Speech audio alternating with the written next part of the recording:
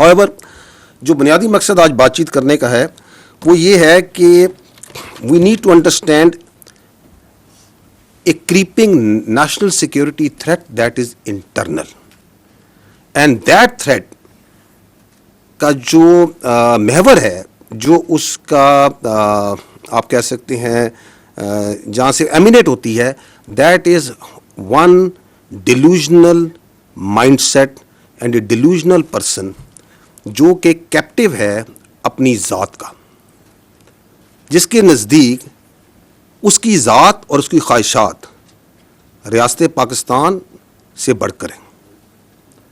اس کی ذات, اس کی خواہشات اور اس کی فرسٹریشن اس حد تک بڑھ چکی ہے کہ وہ سمجھتا ہے کہ میں نہیں تو کچھ بھی نہیں. And why it may seem to you a bit strange coming from me this, because that person and the narrative that he is pushing, it has become a national security threat. اب سیاست ختم ہو چکی ہے, اب اس کا جو بیانیہ ہے وہ پاکستان کی نیشنل سیکورٹی کو تھریٹ بن چکا ہے. And that is why it is very important that we come clear, بغیر کسی ابہام کے, بغیر کسی ڈاؤٹ کے, we need to come clear and say what needs to be said. And we need to understand that how this narrative is working, why it is working, and also, unfortunately, it is working in deep collusion with external actors. To understand that, first, I'll set the stage by repeating something that we have been repeating, the armed forces have been saying again and again, that we are the armed forces of Pakistan. We don't represent any ethnicity. ہم کسی علاقیت کو, کسی لسانیت کو, کسی مذہبی جھکاؤ کو اور کسی سیاسی سوچ کو یا مکتبہ فکر کو ریپرزینٹ نہیں کرتے. ہمیں پاکستان کے ہر علاقے کے, ہر مذہب کے, ہر مسلک کے, ہر زبان کے, ہر سیاسی سوچ کے لوگ موجود ہوتے ہیں. But we put that all aside once we wear this uniform. That is our pride, that is our honor. We strive, we die on daily basis, not for some zaban, some alaka, some siyasi soch. We strive and die on daily basis for the people of Pakistan, for the integrity of Pakistan. And that we say very clearly. And we also don't come from the elite of Pakistan. We come from the middle classes, lower middle classes, the poor classes.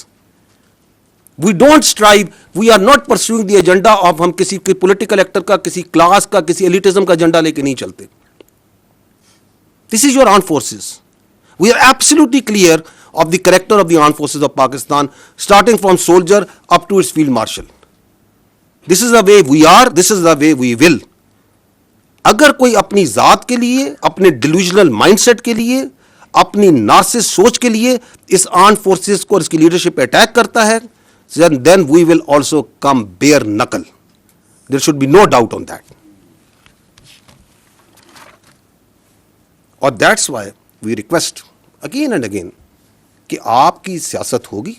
ہم respect کرتے ہیں تمام سیاسی parties کو, تمام سیاسی شخصیات کو, لیکن آپ اپنی سیاست کو برائے مہربانی پاکستان کی افواج سے دور رکھیں. ہمیں اس میں نہ گھسیٹیں. We don't want to be part of your politics. آپ اپنی سیاست خود کریں, جو کرنا ہے کریں, لیکن اس فوج کو اس سے دور رکھیں. اس لیے ہمیں کچھ چیزیں بڑی کمیونیکیٹ کلیئرلی کرنے کی ضرورت ہے. پہلی بات تو یہ ہے کہ افواج پاکستان اور اس کے عوام کے درمیان کسی کو اجازت نہیں دی جا سکتی کہ وہ دراڑ ڈالیں. Why? Because this is your only armed forces that you have. You don't have a choice. This country doesn't have any other armed forces. یہ آپ کی افواج کسی کو یا اس فوج کے بارے میں کسی کو رائے ہو سکتی ہے, کسی کے بارے میں کوئی آبزرویشن ہو سکتی ہے, and if that is a constructive observation, constructive criticism, you are more than most welcome. But that doesn't allow you کہ آپ پاکستان کے عوام کو پاکستان کی افواج کے خلاف بھڑکائیں. اور ان کے درمیان گیپ ڈالنے کی کوشش کریں، کیونکہ یہی آپ کی ایک فوج ہے. یہی فوج ہے جو کہ ہندوستان کی جو ہندتوا وہاں سوچ ہے، جو ان کی ہیجومینک ڈیزائنز ہیں، اس کے اور پاکستان کے عوام کے درمیان یہی فوج ہے جو ڈھال کے طور پہ کھڑی ہے.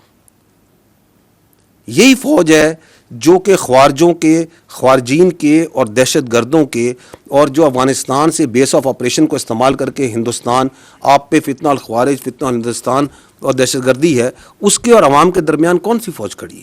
یہی فوج کھڑی ہے.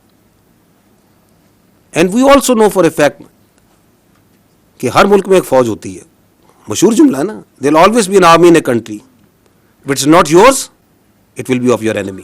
یہی کہا جاتا ہے نا. تو جو اس اپنی فوج کے اوپر حملہ کرتا ہے، اس کی لیڈرشپ پہ حملہ کرتا ہے، تو وہ کیا کسی اور کی فوج کے لیے اسپیس کریٹ کرنا چاہ رہا ہے؟ What's his design? Why is he trying to do that? So ہمیں بھی کلیئر ہے، پاکستان کے عوام کو بھی کلیئر ہے کہ یہ نہیں ہو سکتا.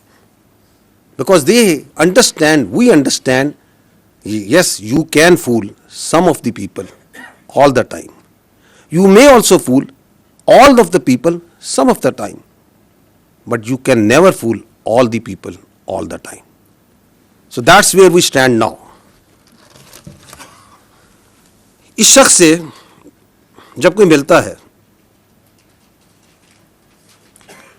تو آئین، قانون اور رولز کو بالائے طاق رکھ کے he plays the narrative against the state of Pakistan and especially the armed forces of Pakistan and its leadership.